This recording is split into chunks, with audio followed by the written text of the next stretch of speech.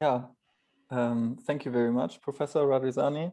And hi, everyone. I'm very glad that I can speak in this round. And it also makes me happy to see people from conferences from the past years, that it kind of the contacts are moving on, like Anton or Andrea Gambarotto. I also saw him. So I'm very grateful that I get this opportunity to speak at this thrilling conference, which is very dear to my heart. So I will talk about levels of organization, and just to give you a small, to warm us all up, maybe we should all just look for quickly at this slide. This is what usually you will find in textbooks of biology, what levels of organizations are. We start at the bottom with atoms, then we go up to molecules, then up to macromolecules, then to cells, tissues, organs, and eventually to organs and entire populations. And the question is, it seems that this concept is very ubiquitous. You will find it everywhere. So in biology classrooms, in how we teach what biology is, and also in the way how we talk about nature. And there seem to be these different levels or scales, you could say, in how we talk about nature. And some people want to say these scales just are something about nature, right? And some people want to say, well, that's just something in us. And some people want to say, I don't even understand why there is such a hierarchy. And my talk is about this subject, because I think that Hegel also defends such a notion. He thinks it makes sense to speak in such a way, but his way of defending this notion is very different. And this is the subject of my talk. Okay, so let me begin. The emergence of sentience, the systematic relevance for Hegel's discussion of animal shape in the Encyclopedia for Contemporary Philosophy of Biology. The widely held assumption of levels of organization in biology is frequently contested for its unintelligibility. The present paper defends this assumption and claims that it is useful to think in terms of this notion. Hegel offers a largely unnoticed innovative justification for the assumption of levels of organization in nature. I will explore Hegel's main strategy by reconstructing a specific step in his train of thought. The step under discussion is the emergence of sentience, Selbstgefühl, out of several organ systems, namely the systems of sensibility, irritability, and reproduction. In the vocabulary of theoretical biology, this could be stated as a type of self-determination, i.e. a biological system capacity to contribute via its constant interaction between its constitutive parts to the determination of its own conditions of existence. A topic of ongoing debate is whether or not biology should be considered an independent science. So Andrea will love this, Andrea Gambarotto. I'm happy he's here. I'm looking forward to his questions. So after the decline of the idea of the unified science, which was committed to developing a theory of everything, the notion of emergence became popular. Emergentists defend a view of reality as composed of non-reducible levels of organization. In this view, biology is regarded as the study of entities found at specific levels of organization, which are, in a sense to be further defined, irreducible to lower levels of organization. Such a view has been attacked for its related notion of downward causation and for its alleged semantic incoherence. This stirred a debate in contemporary philosophy of biology concerning the justification of the very concept of levels organization. There's this book which is coming out this year. It's by Brooks, DeFrisco, and Wimsatt. Hegel defends a similar conception of nature in his encyclopedia. He conceives of nature as a system of successive stages in which each stage evolves from the preceding. However, Hegel justifies these independent stages without the need to reference emergentist concepts, such as computability, epiphenomena, or ontological precedents. Instead, the stages are the product of a conceptual development. My talk has 3 parts. The first is on the problem to be solved. Why should there be a distinction between the organic system and the environment? The second part is about Hegel's project. How does Hegel proceed in his philosophy of nature? And how does this differ from contemporary metaphysics of science? Finally, I will conclude by providing an overview of key steps in my interpretation of the paragraphs under discussion. The problem I am addressing already assumes the majority of the hierarchy. So let's have a look again at the sketch of the levels of organization. Oop. Have to move everybody. Yeah. So Hegel has in mind a somewhat different hierarchy of levels, but this picture here might be sufficient for our purposes. So at the bottom, we have, so the other way around, reversed. At the bottom, we have mechanics and start out with space, time, place, and so on. What here is, where it now here says atoms and molecules and so on. Then he also includes their movements of the planets. And we would nowadays mostly associate this with classical mechanics and physics. And then we have what Hegel calls physics, what we nowadays would call chemistry, but much more. It also includes light, the oscillation of the planet's rotating axis, and the four elements, for example. And then we also get organic physics, which is similar to life sciences, but again, also more like the geological organism, crystals, and so on. And in my talk, I assume all of this to be correct and just zoom in at a particular stage in Hegel's argument, where he points out yet another distinction to be made in nature, namely between organisms and their environment. So we're already at the line. We're not talking anymore about if molecules or atoms are different. I think Hegel also does somewhat talk about these issues, but this will not be the subject of my talk. I will not defend a complete justification of all the stages in nature. What I am concerned with is just the distinction between organism and their environment. Now, so Hegel thinks the following two types of reductionism are wrong. And this is important now, because otherwise you don't understand who I think is wrong. So philosophy talks always have to exclude someone. Here are two people who have to be excluded at the end of the talk. Yeah? So the first type of reductionism, I will call the top-down reductionist. So the top-down reductionist agrees that there is a difference in principle between biological phenomena and physical and chemical processes, but denies that there is, in principle, a difference between the organic system and the environment. The organism just is a component of the environment in which it lives. The animal is not a subsystem within a larger system called the quote-unquote environment. The animal just is a component of the environment, which is the system. So there's just one system. It's called the environment. This is what the top-down reductionist is saying. But there's also a second reductionist. I will call him the bottom-up reductionist. According to this view, the environment just is the sum of its parts, the biological parts, chemical, physical entities, forces, dispositions, and laws.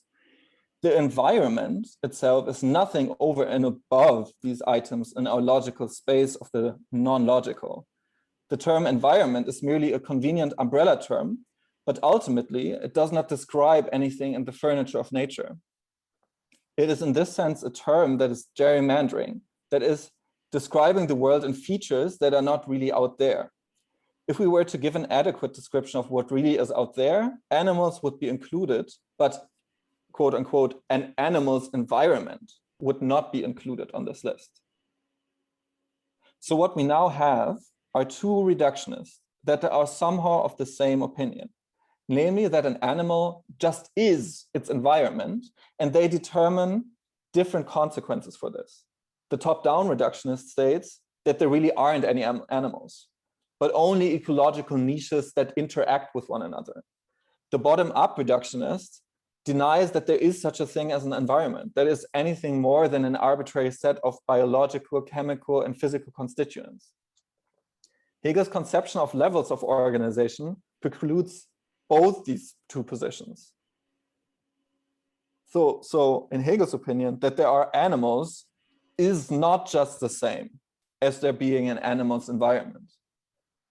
So here, in this entire game of having levels of organization in nature, we're only talking about this mini level, as you might say. Maybe you agree with Hegel and you think, oh, duh, that's very simple. But as you can see, we can have meaningful discussions about this. And I think Hegel has somewhat similar ways of proving the other stages in nature. So we're only here looking at an exemplary case. If you don't like the case, okay, that's fine. But I think in general, he wants to defend layers or levels of organization in nature. So we can draw a distinction between animals and the environment without having to eliminate either of the two relatas. This brings me to the second part of my talk. How does Hegel justify his opinion? Beyond just being an interesting view, what are the reasons for holding this anti-reductionist view? And what does Hegel mean by saying that this is somewhat necessarily true? Like, what is this Hegel necessity, right? This is the central question of this talk. And I think we should all be thinking about questions like this. So why are his views, why does he think his views are true? And there are two answers I will give you to the question of why he thinks organisms are different from their environment. One, which is general, and the other specific. So my general answer is rather brief, and I think much more would need to be said on this, but Hegel has a different approach to metaphysics than we usually have it nowadays. Most of metaphysics of science that we currently see is done in the spirit, and this might surprise you, of Christian Wolff, which Hegel calls the former metaphysics. So Christian Wolff's view is the following. Rationalist metaphysics is divided in two: Metaphysica Generalis, ontology, and Metaphysica Specialis. The Metaphysica Generalis is the discipline of determining being as it is. He provides two different definitions for it. Metaphysica Generalis is the science of determinations of things in general. And Metaphysica Generalis is the science of different determinations of the first concepts and principle of reason. So you already see there is somewhat a contradictory definition already at hand. And I think it's very much the same contradiction that we also find in contemporary metaphysics of science. Metaphysica Specialis is the discipline of rational knowledge of some special manifestations of being. It is divided up into three disciplines: rational theology, knowing God; psychology, knowing the soul; cosmology, knowing the world. Wolff makes a number of presuppositions for his position. First, beings and thoughts are distinct. Conversely, ontological knowledge reaches to beings and thought. So this is the contradiction I was talking about.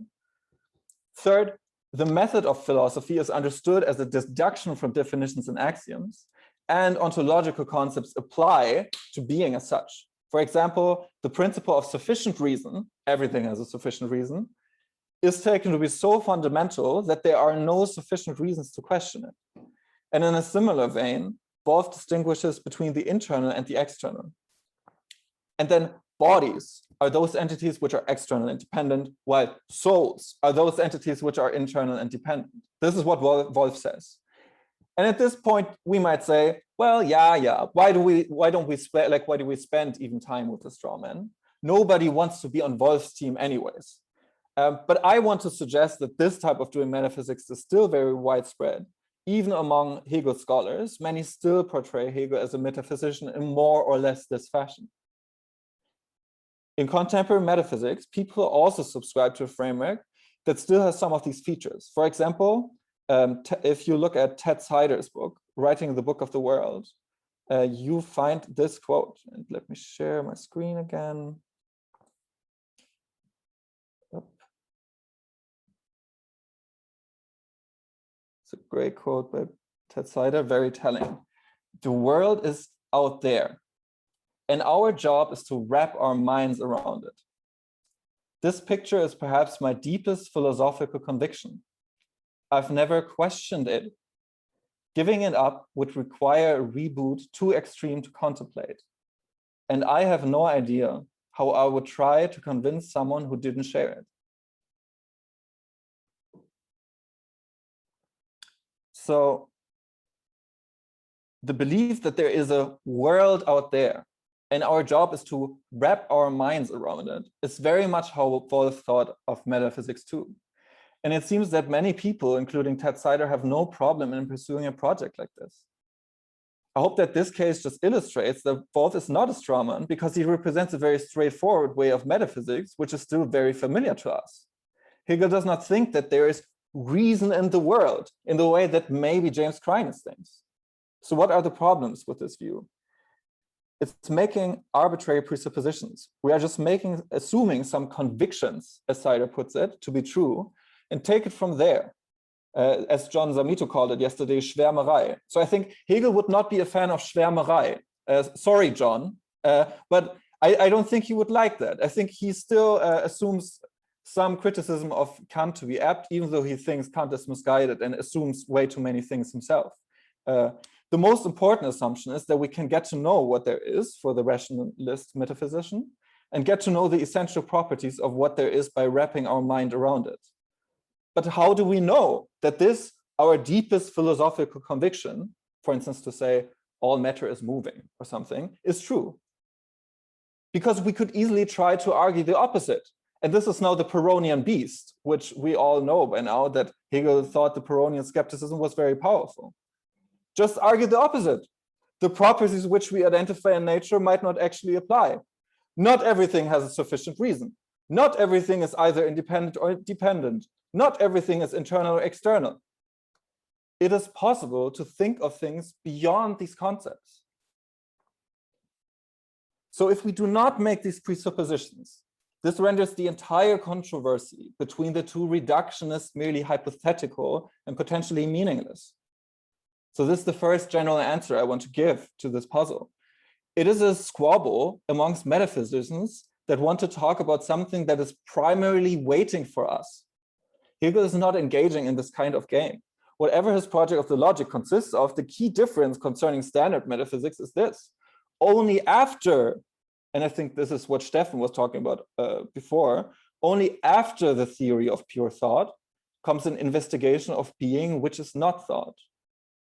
Yeah, this is the very feature which makes it a completely different undertaking as what we are doing currently in metaphysics of science.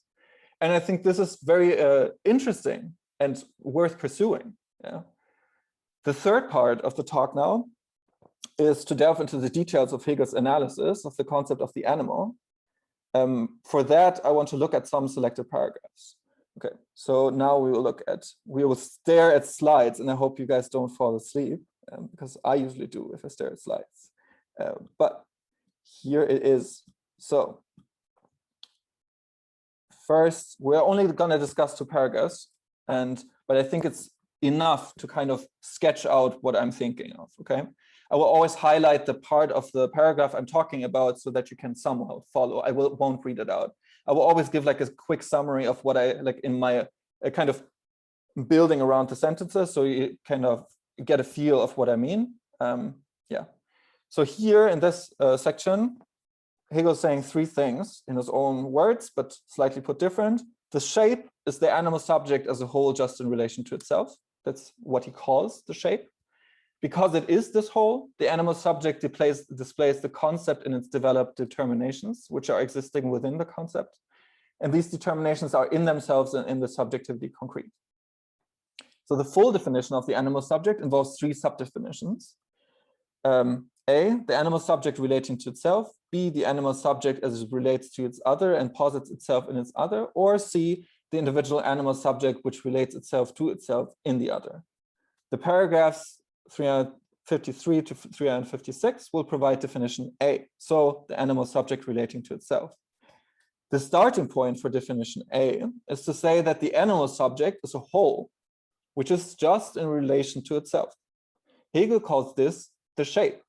Defined in this way, the shape displays the 3 determinations of the concept, namely universality, singularity, and particularity. So this is the Petrie's translation. It says notion. Yeah, I don't know why he thinks notion is better, but we'll go with this. Yeah, these determinations are in themselves concrete because they are logical thought determinations in the doctrine of the notion, as well as they are concrete in the subjectivity because of the features mentioned before, 2 of which are automobility and the vocal faculty.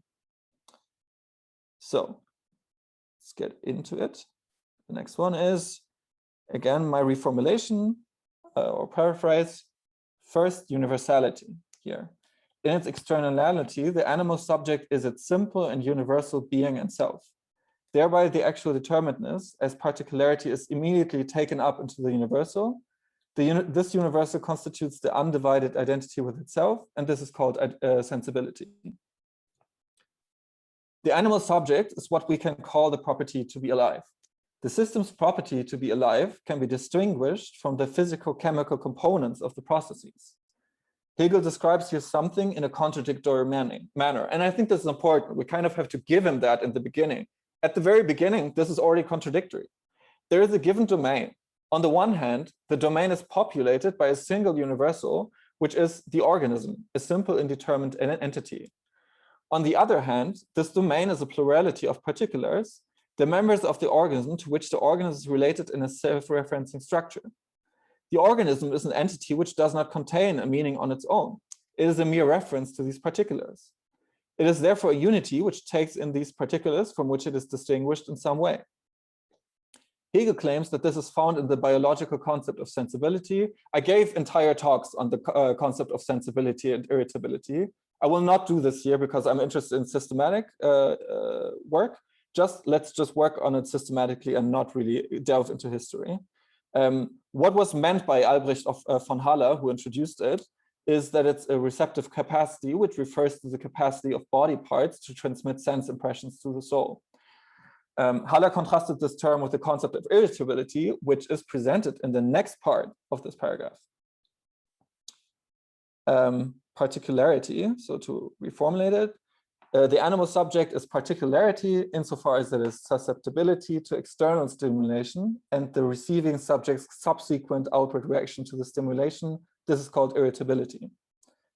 An animal, for example, a frog, can also be considered as a particularity because its body parts are, 1, receiving external stimulation, and 2, yield an outward reaction to the stimulation.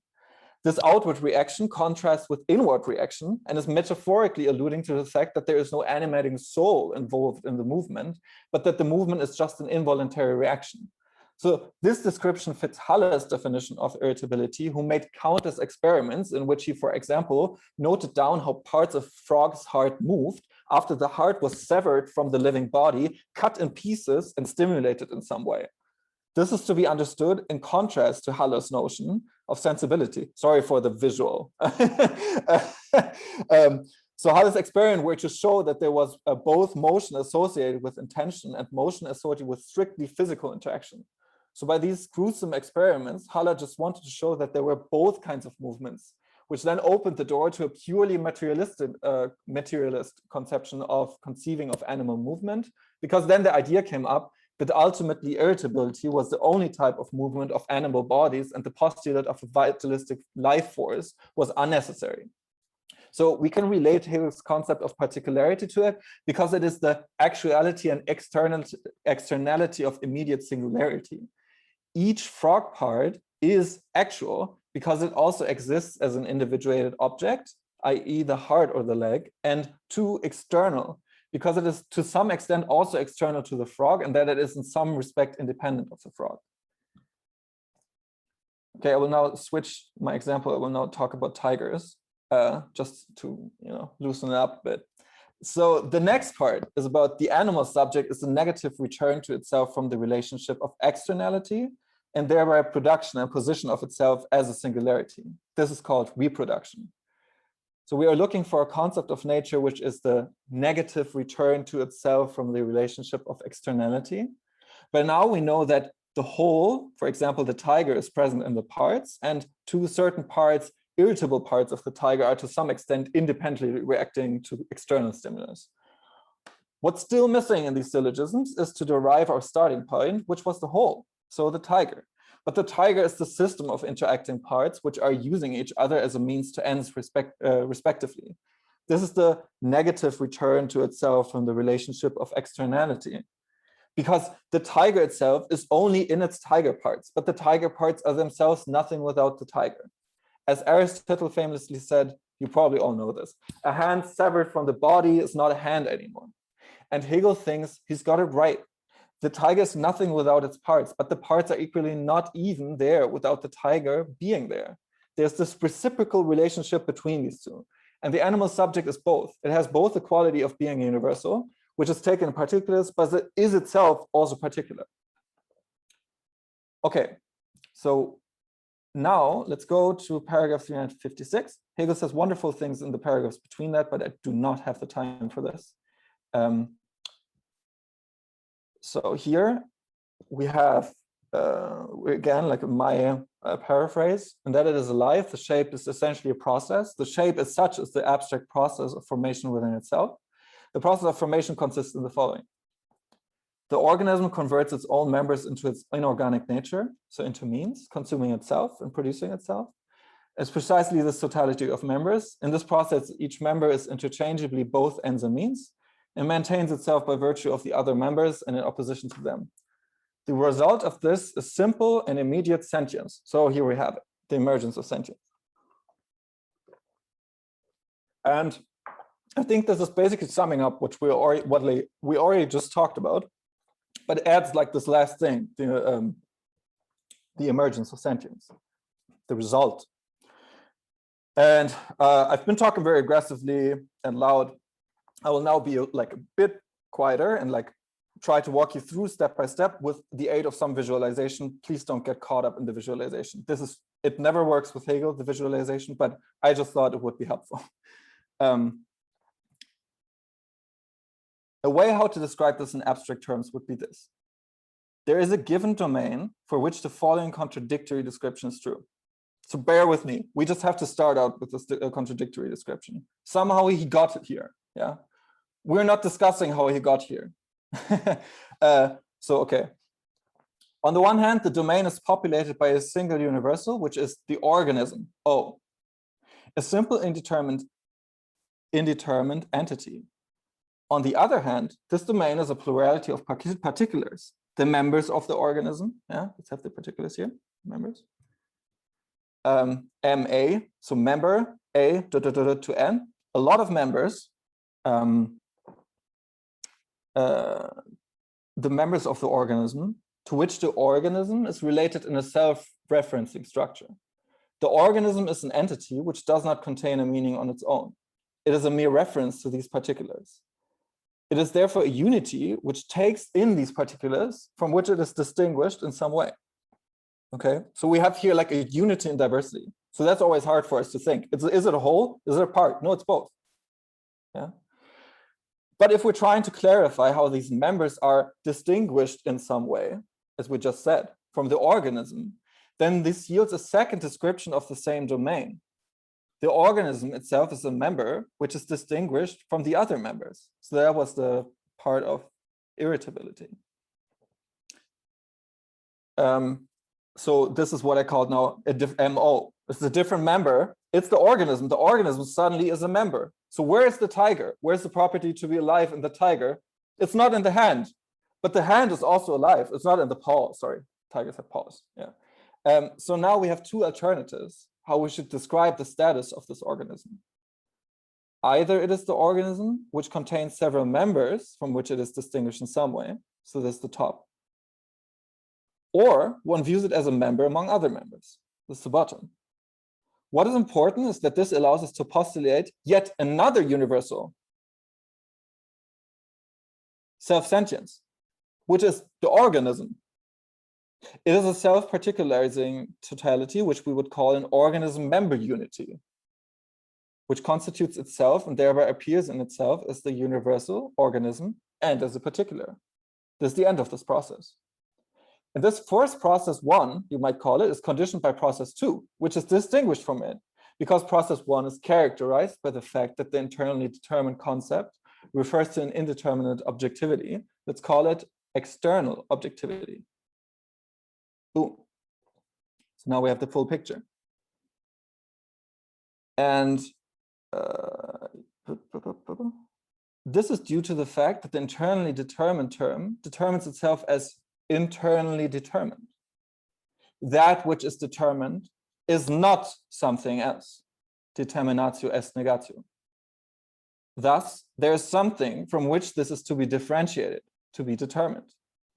And thus, there needs to be something outside of the organism, which he then just tags external objectivity, or what we might nowadays call the animal's environment. Okay, I hope there will be discussions about this. Just to quickly sum up my talk, I wanted to provide an example for how Hegel justifies levels of organization in nature. The level of organization under discussion was the question whether there should be a distinction between animals and their environment. There were two kinds of reductionists who deny such a distinction. So these two people are now allegedly have been shown wrong. The top-down reductionist wants to say that animals are not independent of their environment and therefore mere parts of these environments. The bottom-up reductionist claims that animals exist, but that environments are merely arbitrary sets, which are nothing over and above their constituents. Hegel is of a different opinion. He thinks there is such a distinction and that none of the two elements, animals, environment, needs to be eliminated from our categorical structure. The main question of the talk was then why Hegel thinks so. And I gave two answers to this question. The first and general answer I gave was to say that he thinks so because he has a very different conception of what these things would even mean. So he has a very different kind of metaphysics, and in a way does not engage with these two reductionists in a direct manner, because he, unlike them, thinks that nature should only be talked about after an investigation of objective thought, and that nature is itself, quote unquote, the idea in the form of otherness. The second and specific answer I gave to this question was to present some key moves of Hegel's analysis of the concept of the animal shape, which are to establish this distinction. Thank you very much.